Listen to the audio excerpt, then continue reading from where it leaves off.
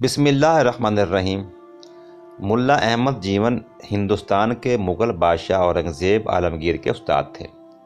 اورنگزیب اپنے استاد کا بہت احترام کرتے تھے اور استاد بھی اپنے شاگرد پر فخر کرتے تھے۔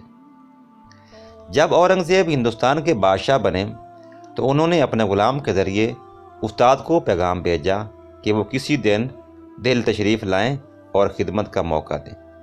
اتفاق سے وہ رمضان کا مہینہ تھا اور مدرسہ کے طالب علموں کو چھٹیاں تھیں، چنانچہ انہوں نے دہلی کا رخ کیا۔ استاد اور شاگرد کی ملاقات عصر کی نماز کے بعد دہلی کی جامع مسجد میں ہوئی۔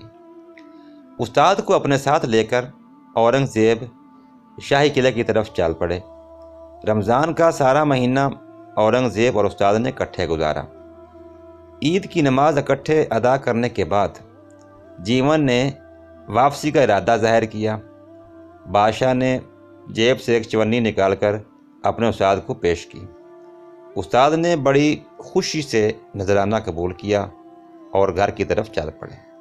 اس کے بعد اورنگزیب دکن کی لڑائیوں میں اتنے مصروف ہوئے کہ 14 سال تک دہلی آنا نصیب نہ ہوا۔ جب وہ واپس آئے تو وزیر اعظم نے بتایا ملا احمد جیون ایک بہت بڑے ذمہ دار بن چکے ہیں، اگر اجازت ہو تو ان سے لگان وصول کیا جائے۔ یہ سن کر اورنگزیب حیران رہ گئے کہ ایک غریب استاد کس طرح ذمہ دار بن سکتا ہے۔ انہوں نے استاد کو ایک خط لکھا اور ملنے کی خواہش ظاہر کی۔ ملا احمد جیون پہلے کی طرح رمضان کے مہینے میں تشریف لائے۔ اورنگزیب نے بڑی عزت کے ساتھ انہیں اپنے پاس ٹھہرایا۔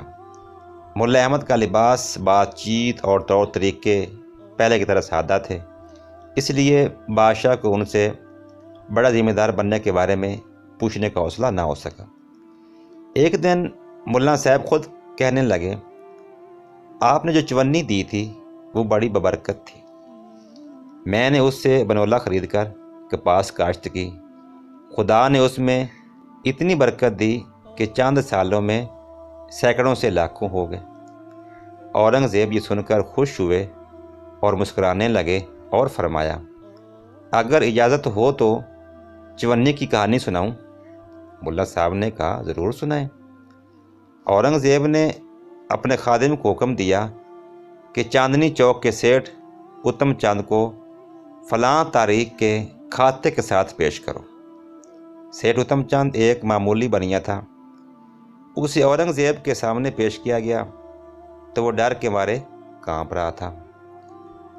اورنگزیب نے نرمی سے کہا، آگے آ جاؤ اور بغیر کسی گھبراہٹ کے کھاتا کھول کے خرچ کی تفصیل بیان کرو۔ سیٹھ اتم چند نے اپنا کھاتا کھولا اور تاریخ اور خرچ کی تفصیل سنانے لگا۔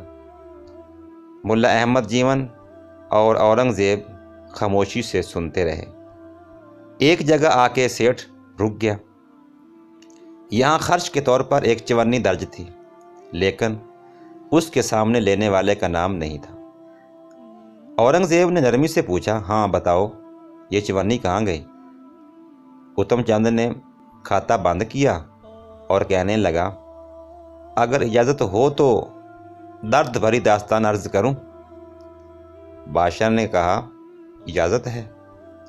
اس نے کہا، اے بادشاہ وقت، ایک رات موسلا دھار بارش ہوئی، میرا مکان ٹپکنے لگا۔ مکان نیا نیا بنا تھا اور تمام کھاتے کی تفصیل بھی اسی مکان میں تھی۔ میں نے بڑی کوشش کی لیکن چھت ٹپکتا رہا۔ میں نے باہر جھانکا تو ایک آدمی لالٹین کے نیچے کھڑا نظر آیا۔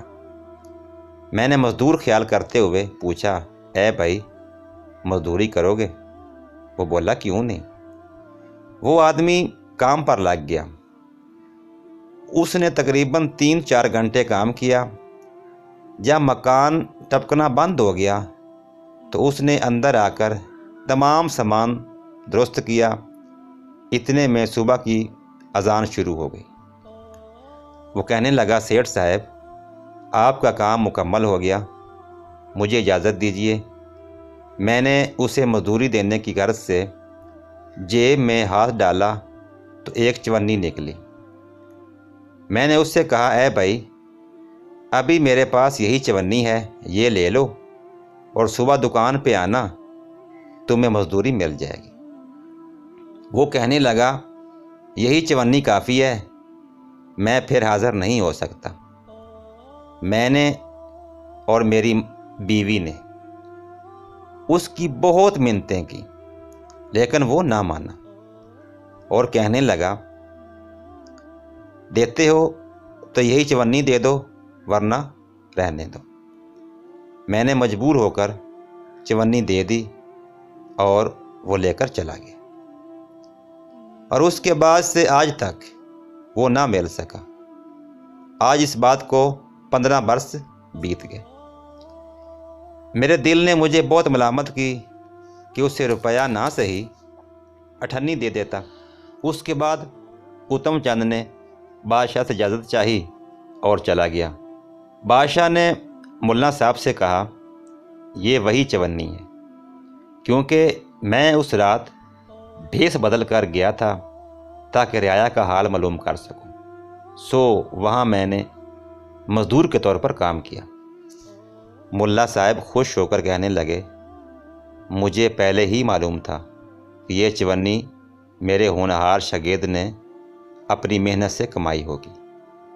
اورنگزیب نے کہا، ہاں واقعی، اصل بات یہ ہے کہ میں نے شاہی خزانہ سے اپنے لیے کبھی ایک پائی بھی نہیں لی۔ ہفتے میں 2 دن ٹوپیاں بناتا ہوں، 2 دن مزدوری کرتا ہوں۔ میں خوش ہوں کہ میری وجہ سے کسی ضرورت مند کی ضرورت پوری ہوئی۔ یہ سب آپ کی دعاؤں کا نتیجہ ہے۔